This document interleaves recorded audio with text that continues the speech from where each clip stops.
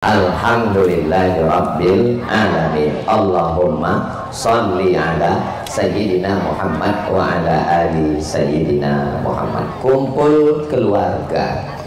Katanya makna keluarga itu tiga. Yang pertama, sama. Itu keluarga. Sama, tinggalnya sama. Terus malam ini kumpul keluarga. Saya pandang ke kanan, Malang. Ke kiri, Pontianak, sebelah lagi Jogja. Apanya yang sama? Padahal keluarga itu syaratnya yang pertama adalah sama. Pecinya juga nggak sama. Saya menyala. Pandang ke kanan putih, ke kiri hitam, belangkon. Katanya keluarga sama. Warna baju juga tidak sama. Pandang ke kanan, kita memang dianjurkan selalu melihat warna hijau, karena kubah Nabi warna hijau, karpet raudhah warna hijau, pakaian penghuni surga sutra warna hijau. Tapi kalau sedekah pakai warna merah. Orang kalau terlalu lama melihat warna merah, itu pandangannya nggak fokus. Itu makanya dokter yang operasi bajunya warna hijau, supaya jangan sampai salah jahit. Selesai jahit, rupanya dijahitnya tangan kawannya. Jadi memang di sini warna nggak sama. Ada yang putih, ada yang hitam. Apa kata orang? Ustadz bagus ya pakai baju putih. Iya. Tapi Pak Ustadz lebih bagus bajunya hitam tapi hatinya putih. Jadi kalau gitu kau balik, maksudmu hatiku hitam. Baju nggak sama, peci nggak sama, asal kampung juga nggak sama. Cara ngomong juga nggak sama. Yang satu bilang kabel, yang satu bilang mana kabel tadi, yang satu bilang kamu mau kemana, ke Jember, yang satu bilang dari Jember, yang satu bilang ngomongnya, yang satu dari mana. Masya Allah, Habib Sayyidi Al Habib Muhammad bin Anis. Pripun kabar panjenenganipun Habib? Sehat? Saya Masya Allah, muka-muka dan seterusnya lah. Alhamdulillah ada bersama kita Habib Ustadz Salim Arfillah. Kaifa haluk Ustadz? Bi khair. Masya Allah, tabarakallah. Ada Ustadz Lukman. Apa kabar Ustadz, sehat? Sudah lama tak jumpa. Masya Allah. Ngomongnya juga beda, topi beda, baju beda, wajah diedit dikit.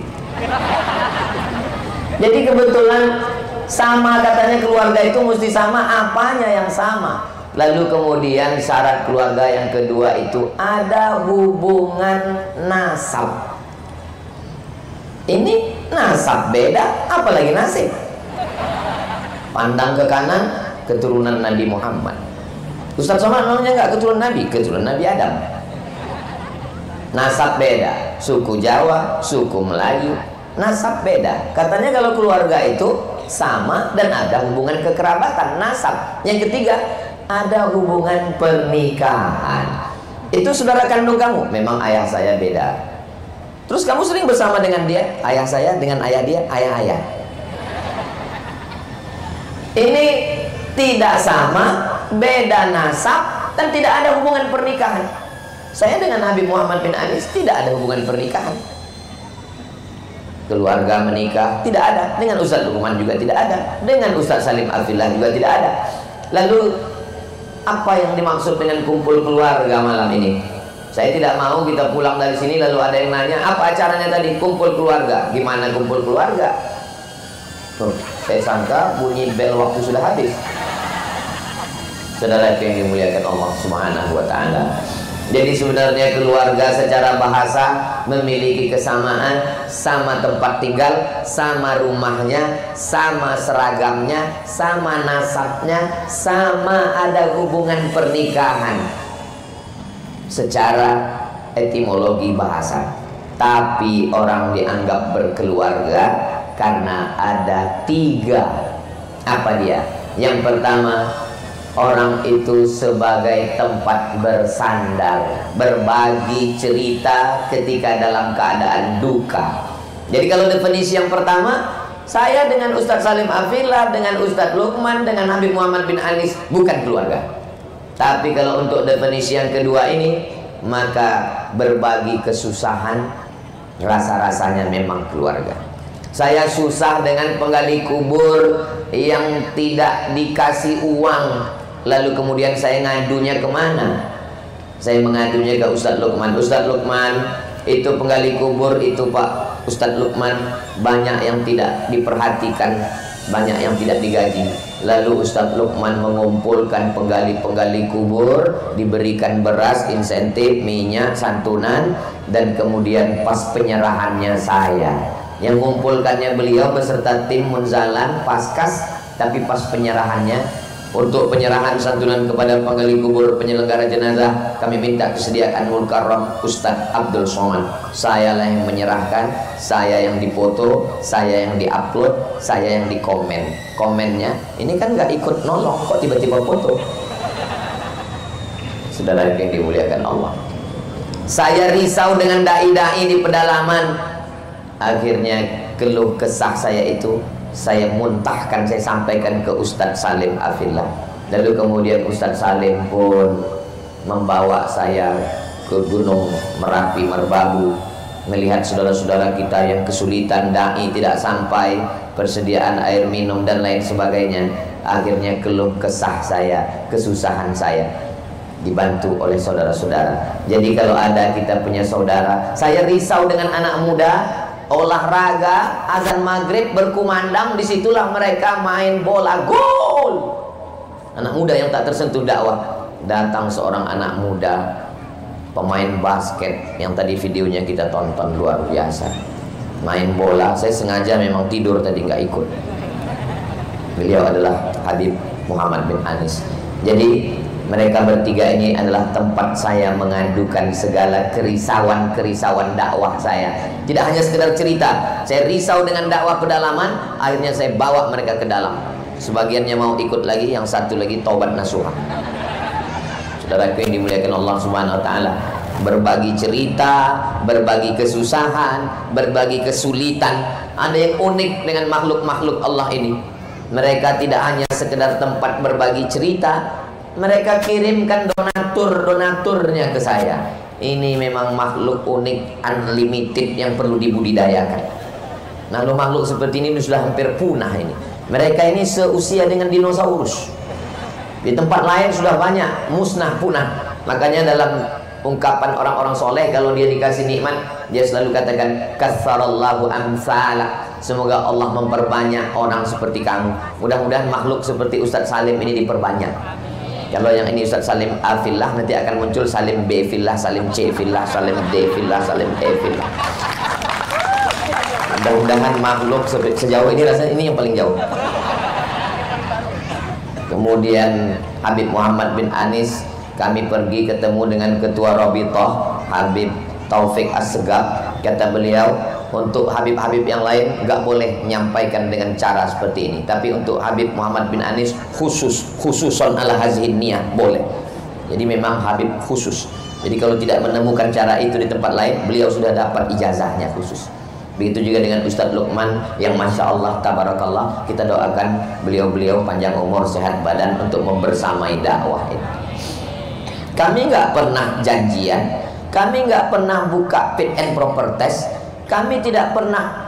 Apa yang membuat kita bisa bersama? Karena bisa saling berbagi, tempat mencurahkan isi hati, mengadukan keluh kesah.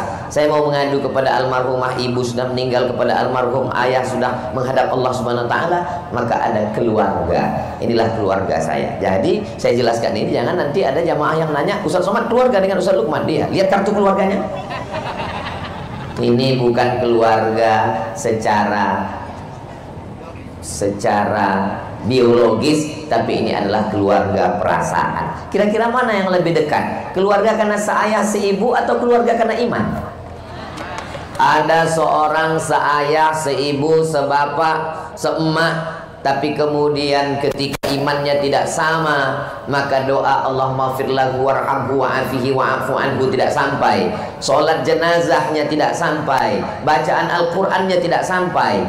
Tapi begitu berbeda suku, berbeda kampung, berbeda bahasa, berbeda baju, Tapi kalau dia sama-sama satu signal la ilaha illallah Muhammadur Rasulullah, kita lewat di suatu makam lalu kita ucapkan assalamualaikum ya ahla diyar minal mu'minin wa inna insyaallah bikum lahiqun yarhamullahu mustaqdimina wal mustakhirin nas'alullah lana wa lakumul afiyah. Kira-kira sampai atau tidak sampai? Sampai. Maka siapa itu keluarga? Keluarga yang pertama adalah keluarga yang bisa tempat kita berbagi cerita kesusahan. Kalau sahabat-sahabat, kawan-kawan punya teman yang bisa tempat berbagi kesulitan, kepayahan dalam hidup, peganglah dia, jangan kubur sebelum mati. Karena makhluk-makhluk seperti ini susah kita dapatkan. Lalu kemudian apa yang membuat kita ini bisa bersama? Padahal kita tinggal di pulau yang berbeda, latar belakang pendidikan berbeda. Apa yang membuat kita bersama? Karena ada kesamaan-kesamaan, berbeda bahasa, berbeda suku, berbeda kampung, tapi ada sama-sama risau dengan dakwah pedalaman, sama-sama risau dengan masjid yang kosong, sama-sama risau dengan anak muda yang terjerumus dalam narkoba.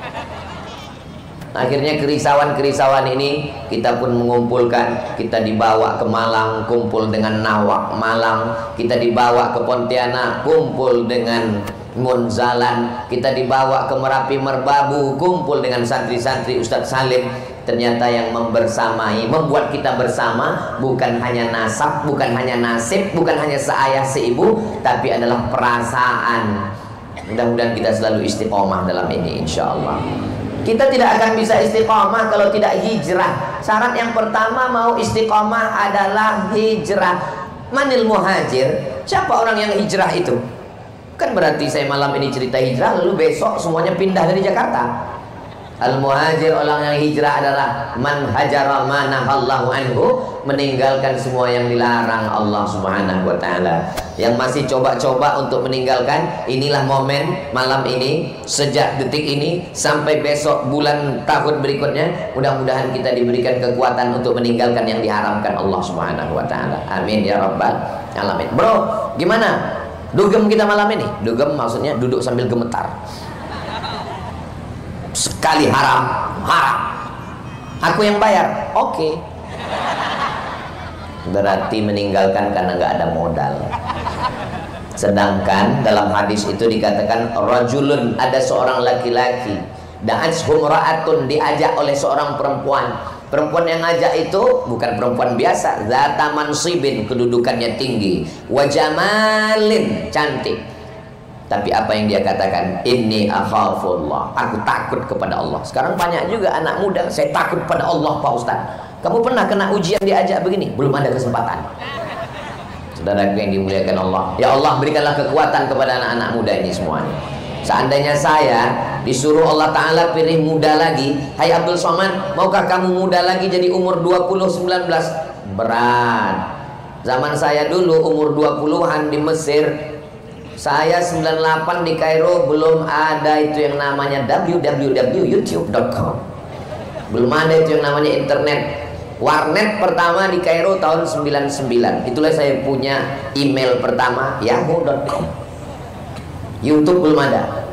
Tapi sekarang godaan akhir zaman luar biasa. Mudah-mudahan anak-anak muda yang sedang mengharungi, ombaknya keras, anginnya puting beliung, karangnya tajam, mudah-mudahan kapalnya adalah kapal yang kokoh, perahunya Nabi Nuh, insya Allah. Hati-hati, di dalam perahu Nabi Nuh itu pun banyak juga binatang berpasang-pasangan. Saudara yang dimuliakan Allah Subhanahu wa taala, jadi saudara kita bukan hanya yang sekampung dengan kita, bukan hanya yang serumah dengan kita, bukan hanya yang seayah seibu dengan kita. Keluarga adalah orang yang mampu tempat kita bersandar, berbagi kesusahan dan kesulitan. Saya bersaudara dengan Ustadz Luqman, dengan Ustadz Salim, dengan Habib Muhammad bin Anis, dilihat dari berbagi kesusahan. Saya selalu mengeluhkan kesusahan-kesusahan. Oh, berarti ini yang Ustadz sebutkan itu, bahwa kita ini tercipta dari tanah. Kalau ada teman itu yang selalu menceritakan kesusahannya, berarti dia ini tercipta dari tanah longsor, Pak Ustaz. Saudara yang dimuliakan Allah Subhanahu wa taala, yaumun lana wa yaumun alaina. Kadang kita senang, kawan susah. Kadang kawan susah, kita senang. Wa tilkal ayyamu nudawiluha bainan nas. Inilah hari dipergantikan Allah Subhanahu wa taala. Sa'ah wa sa'ah, semua ada saatnya. Yang senang jangan terlalu bangga, boleh jadi besok datang suram, mendung. Mendung jangan juga terlalu berduka cita. Kenapa? Karena cerah bisa saja datang tiba-tiba. Selalu optimis, selalu bahagia, selalu bersama. Cuman kadang kawan ini ada yang takut. Ada model kawan ini takut. Saya takut ya Rasulullah, nanti orang kafir ini akan melihat kita lalu menangkap kita. Orang sahabat, teman yang ketakutan, berikan dia semangat. Apa kata Allah? Menceritakan tentang dua orang, idhuma fil ghari, ketika mereka berdua berada di dalam gua, idh yaqulu li sahibihi, dia berkata kepada sahabatnya, la tahzan, jangan takut, jangan cemas, don't be sad, innallaha ma'ana, Allah bersama kita.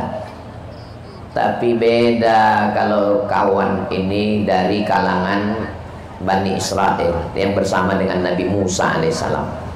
Kalau Abu Bakar bersama dengan Nabi Muhammad, dia memang takut. Kawan yang takut, keluarga kita yang takut, kita bangkitkan semangatnya. Tapi kalau jenis model menakut-nakuti, datang pasukan Fir'aun dari belakang, depan Laut Merah, innal mudrakun, nanti kita ditangkap Musa, nanti kita ditangkap. Apa kata Nabi Musa? Kalla, tidak.